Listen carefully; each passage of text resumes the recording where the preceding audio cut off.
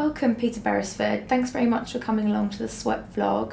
It's great that you're here to answer a few questions for us about what SWEP is. My first question is, how would you describe what SWEP is to somebody who had never heard about it before? I'd say that social work education participation is at heart a group of people who are service users and carers with expertise and direct experience who are involved in trying to make social work education a much more relevant and helpful experience for people who will be the practitioners of the future. Service users and carers together are in the driving seat, the very starting point for all the talk there is nowadays about co-production, people really doing things together. That's great. But also what's really valuable about SWEP, I think, is that it's a strategic development. And when I say that, what I mean is that it's trying to look at the big picture. It's trying to work out how can we make service user and carer involvement in social work education real, so that in the future practitioners benefit from it and will work with service users and carers in the ways that they find most helpful. SWEP grew out of a revolution. A few years back, government made a decision that social work had to involve service users and carers in all stages of its professional training and education.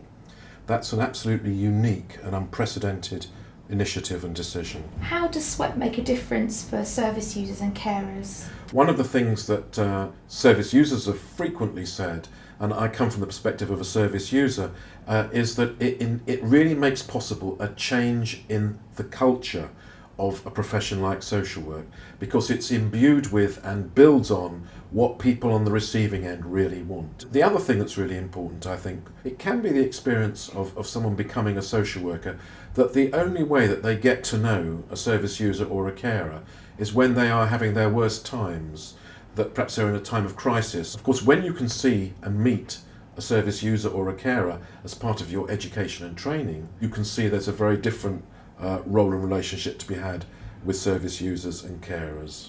How does the website provide resources and information for them? Over and over again, we kept on hearing that there were some really good things going on around user and carer involvement in social work education, but it was very patchy.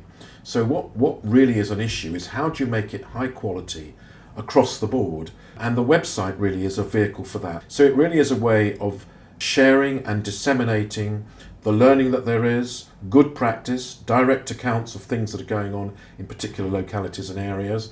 It's also interactive. People can chip in and give us their knowledge and their experience from their different locations. Thank you very much for taking part in this interview, Peter.